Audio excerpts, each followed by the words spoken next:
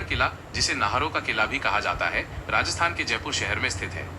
ये अरावली पहाड़ियों की चोटी पर बना हुआ है और इसका निर्माण 1734 में महाराजा सवाई जय सिंह द्वितीय ने करवाया था। ये किला अपनी खूबसूरती, इतिहास और कुछ अनसुलझे रहस्यों के लिए जाना जाता है।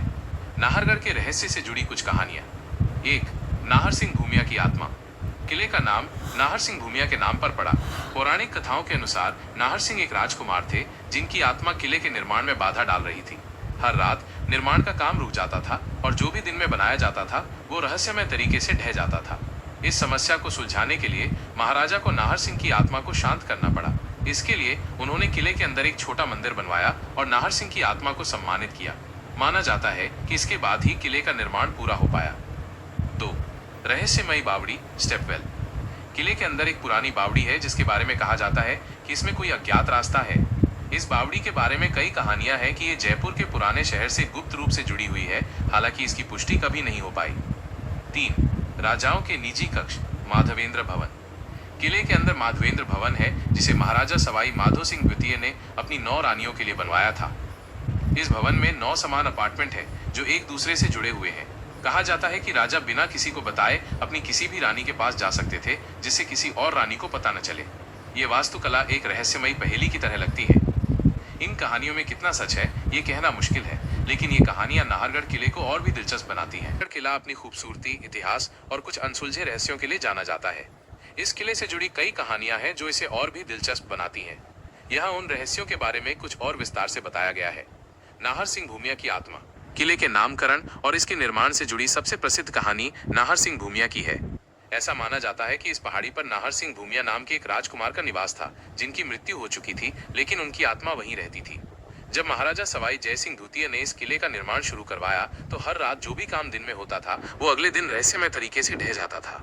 मजदूर और कारीगर हैरान थे कि ऐसा क्यों हो रहा है। आखिरकार एक ज्योतिषी ने राजा को बताया कि ये नाहर सिंह भूमिया की आत्मा के कारण हो रहा है। उनकी आत्मा किले के निर्माण में बाधा डाल रही थी क्योंकि ये उनका निवास स्थान था। इस समस्या को सुलझाने के लिए राजा ने नाहर सिंह की आत्मा को शांत करने का फैसला किया। उन्होंने किले के अंदर ही एक छोटा मंदिर बनवाया और नाहर सिंह भूमिया की मूर्ति स्थापित की। राजा ने यह भी वादा किया कि किले का नाम नाहर सिंह के नाम पर ही रखा जाएगा। माना जाता है कि इसके बाद ही निर्माण कार्य बिना किसी बाधा के पूरा हो पाया। माधवेंद्र भवन और रानियों के कमरे। किले के अंदर बना माधवेंद्र भवन इसकी सबसे आकर्षक संरचनाओं में से एक है।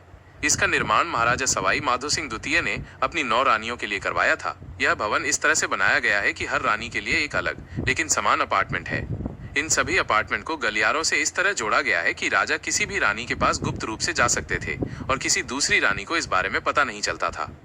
इस भवन की वास्तुकला बहुत ही अनोखी है और ये राजा के निजी जीवन की गोपनीयता को बनाए रखने के लिए बनाई गई थी।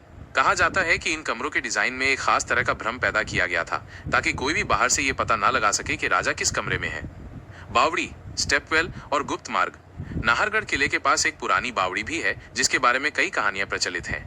कुछ लोगों का मानना है कि ये बावड़ी जयपुर शहर के पुराने हिस्सों से गुप्त मार्गों द्वारा जुड़ी हुई है।